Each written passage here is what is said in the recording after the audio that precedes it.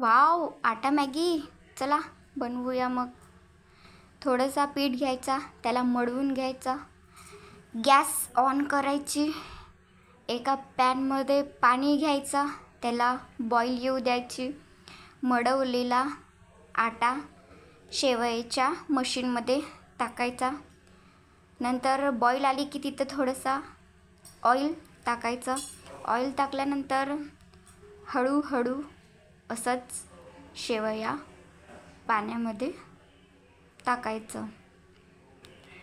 गोल गोल व्यवस्थित टाकायचे.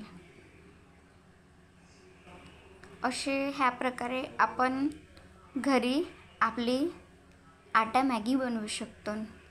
ते बाहेरचे जंक फूड खाण्यापेक्षा आपण घरी छान आटा मॅगी बनवू शकतो.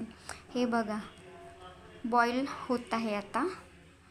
याला 10 किंवा 15 मिनिट बढिया असे उकळी येऊ द्यायची आणि याला असं हलवत राहायचं की जेणेकरून हे मिक्स नाही झाले पाहिजे नूडल्स. नंतर एका पॅनमध्ये व्यवस्थित एका चिमट्याने किंवा एका चम्मचने काढून घ्यायचे.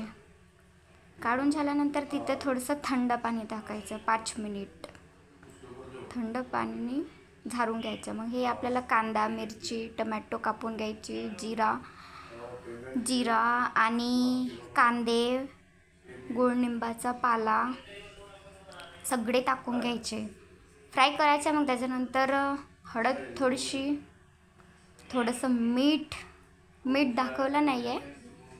मग तिथं मॅगी मसाला टाकायचा. तुमच्या क्वांटिटीनुसार तुम्ही टाकू शकता.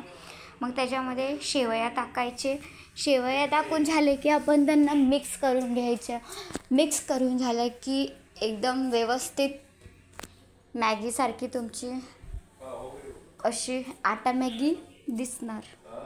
एकदम टेस्टी, सुंदर, चविष्ट तुमची आटा मॅगी